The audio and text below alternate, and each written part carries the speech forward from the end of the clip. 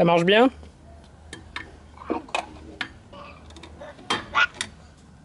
Merci de ruiner mes jantes.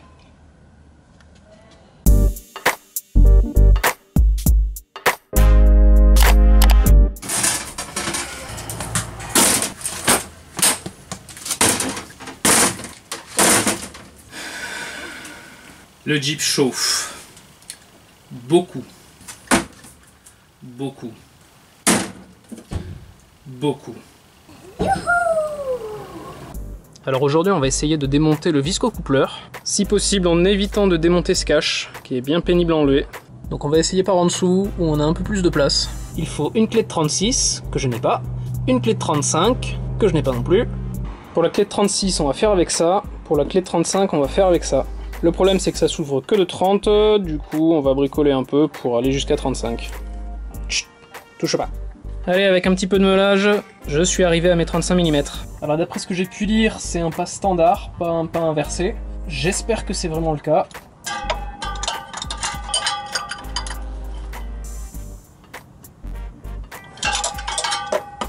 Bon, la clé étant trop grosse pour venir tenir la poulie, je me suis fabriqué un outil maison, très maison, avec des soudures maison.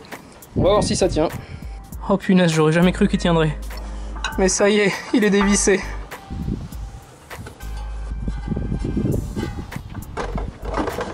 C'est dévissé, il n'y a plus qu'à le sortir. Et je me demande s'il va pas falloir sortir le cache.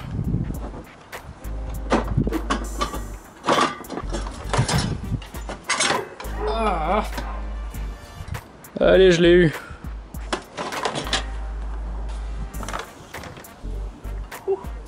Bon, ben on y voit plus clair.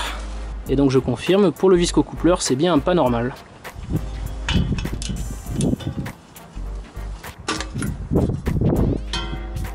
Le visco. Alors on est donc une semaine plus tard, j'ai reçu mes pièces. Un visco-coupleur tout neuf. Un Calorsta que je vais changer en prévention. Ça coûte 12 €, donc quitte à vidanger, autant le changer. Et un nouveau bouchon de vase d'expansion, qui apparemment doit être changé assez fréquemment. Ça c'est pareil, ça vaut 3 francs 6 sous, donc autant le changer. Le seul truc, l'écrou est de la même taille mais pas de la même longueur, donc ça fait que le nouveau va être un peu plus proche du bloc moteur.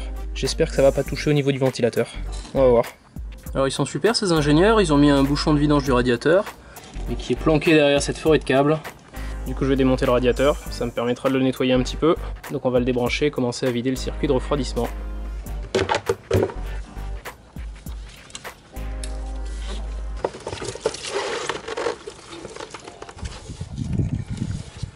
C'est pas bien propre. Il était censé être jaune, mais il a une drôle de couleur. Aïe!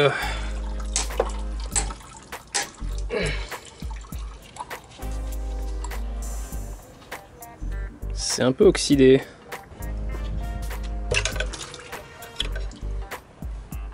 Le joint est un peu attaqué. Bon, j'ai quasiment récupéré mes 8 litres, mais il a vraiment une couleur rouille. J'ai démonté le radiateur, on va essayer de le nettoyer un petit peu à l'intérieur. Bon, j'ai fait un mélange de vinaigre blanc et d'eau, je l'ai mis dans le radiateur, j'ai laissé un petit peu macérer. On va voir comment ça ressort.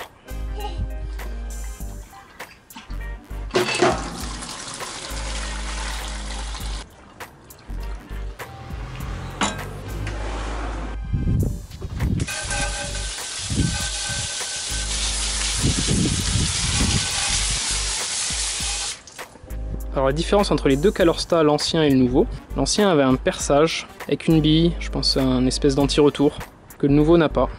Je vais faire un petit perçage du coup à 1,5. Allez voilà, ça fera pas de mal. Maintenant on remonte. Voilà.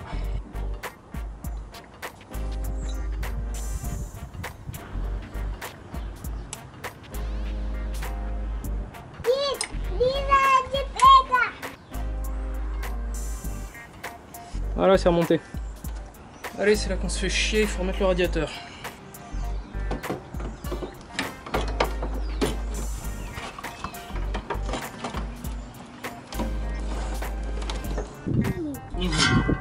Allez, on va remonter le visco-coupleur. Tiens, donne une rondelle là. Merci. Donne une rondelle. Merci. On va belle. Merci.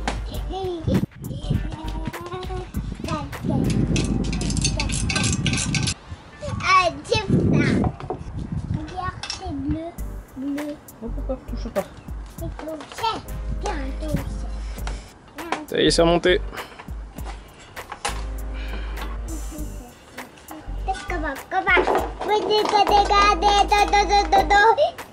Bon, bien que l'écrou soit plus court, ça passe quand même. Donc on va remettre le cache et on va serrer ça.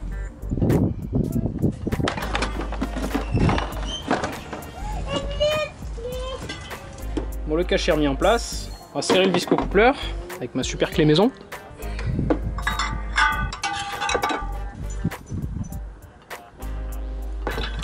Bon, voilà. Fini de remonter le circuit de refroidissement et on passera au remplissage. Allez, on remplit. Ça coule pas dessous, c'est déjà une bonne nouvelle. Voilà, j'ai mis les 8 litres. On va peut-être en rajouter un petit peu. On va le faire tourner et voir où est-ce qu'on est. On met notre nouveau bouchon tout neuf.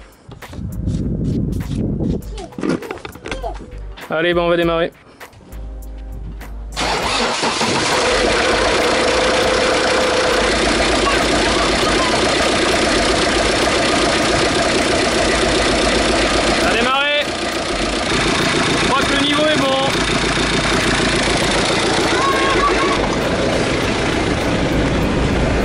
On est à température.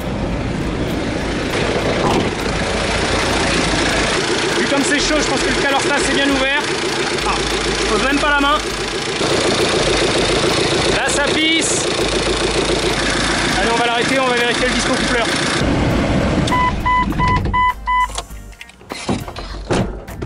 Oui. Je me pose des questions. Il est encore plus facile à tourner à chaud qu'à froid. On ira faire un essai sur autoroute. En tout cas, l'ancien liquide était vraiment dégueulasse. On va mettre tout ça en bidon et l'amener à la déchetterie. Bon, retour après un premier essai. Même après avoir changé le viscocoupleur et le calorsta, j'ai toujours un problème de surchauffe. J'ai également testé de retirer la plaque pour moins obstruer le radiateur. Je vais la remettre sur le pare-choc sous le treuil. Et même ça suffit pas, je monte à plus de 100 degrés. Donc prochaine étape, on va changer la pompe à eau. J'ai également le capteur de température qui est cassé à ce niveau-là. Donc c'est pas impossible que ça donne une mauvaise information, donc je vais le changer. Et pour faire tout ça, ça veut dire qu'il faut que je repurge une fois encore le liquide de refroidissement, que je démonte le viscocoupleur, que je sorte la courroie, et on pourra changer la pompe. Allez, c'est parti, on redémonte tout ça.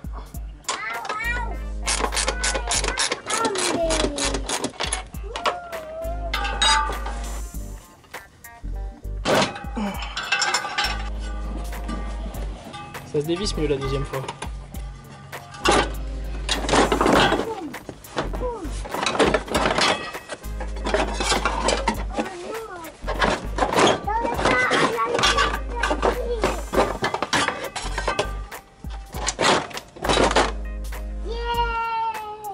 Alors pour détendre la courroie, avec un embout carré, on vient l'insérer ici et détendre le galet tendeur, comme ceci.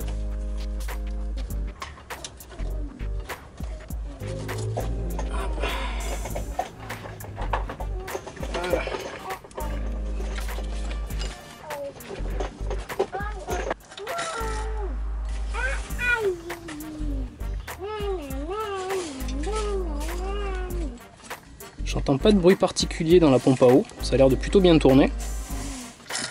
Par contre le galet de tendeur, il a un peu de jeu. On va remonter comme ça de toute façon vu que je l'ai pas.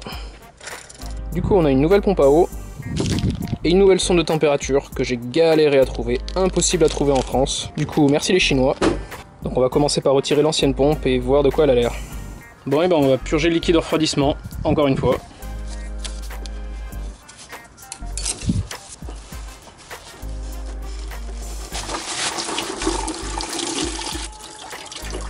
Maintenant on va sortir la pompe, il y a 4 vis. Niveau accessibilité c'est pas top. C'est vrai que ça aurait été plus simple si j'avais enlevé la poulie mais je n'y arrive pas. Je sais pas quand est-ce qu'elle a vu un desserrage pour la dernière fois celle-là. Bon, et ben il y a une tête à péter. Ça va jamais comme on veut.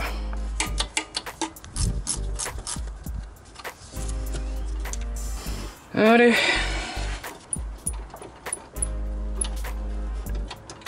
J'aime pas la pompe.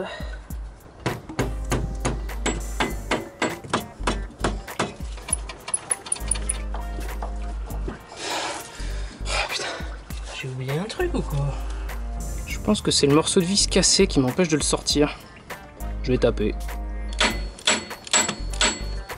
En tapant, je pense que j'ai cassé un morceau de l'ancienne pompe. Mais c'est le morceau qui coince, donc on va continuer à taper et aller au bout de notre connerie. Hein. Voilà. À nouveau cette merde dégueulasse à l'intérieur. Pourquoi il faut toujours qu'on soit emmerdé par des trucs qui grippent? Voilà. Bon, je suis pas certain que ce soit la méthode la plus catholique, mais c'est la seule qui me vient en tête. Donc je pète ce qu'il y a autour de la dernière vis, qui tient tout. Ah, ça vient.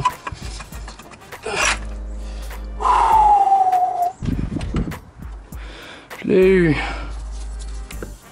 Et le pire, c'est qu'elle a pas l'air si mal que ça en plus. Peut-être que j'ai fait tout ça pour rien. L'avenir nous le dira. Bon, après, je pense qu'en mettre une neuve, ça fera pas de mal non plus. Maintenant, il faut sortir ce bout de vis cassé. Bon, j'ai retiré le morceau de vis cassé. Pour la poulie, j'ai pas réussi à dévisser les 3 vis Torx. Elles sont vraiment bien grippées. Du coup, j'ai enlevé les têtes à la perceuse et on va le désolidariser. Voilà. Concernant la sonde de température, déjà on va vérifier que ce soit bien la bonne connectique. Ouais.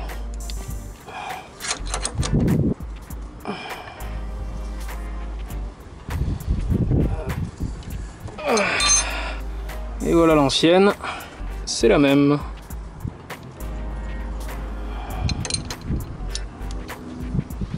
J'ai aucune idée du couple de serrage. L'ancienne semblait pas trop serrée. Voilà. Et voilà, c'est tout neuf. J'ai remis la poulie en place, j'ai nettoyé la portée, pas oublier le petit joint, et on peut remonter.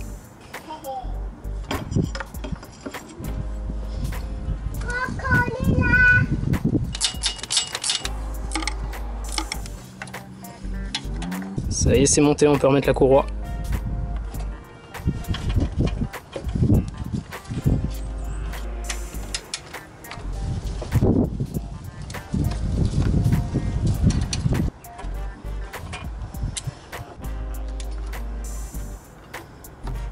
Voilà, la courroie est à nouveau en place.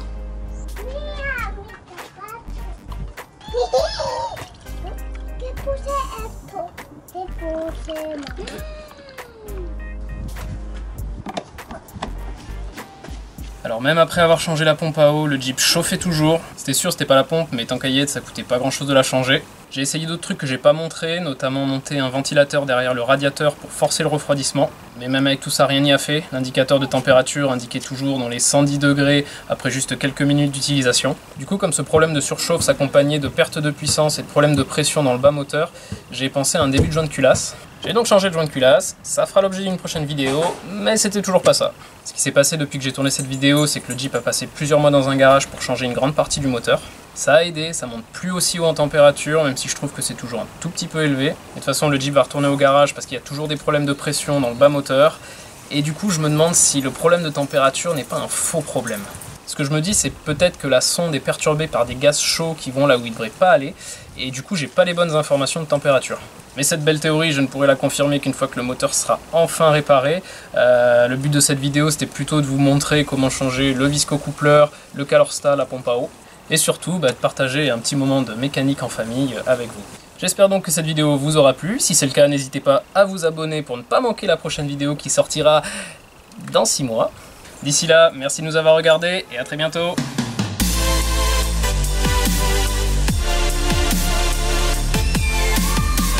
J'ai besoin d'un atelier, Lucas. C'est vrai ça? Non. Si? Pourquoi non? Vous voyez comme on est serré là?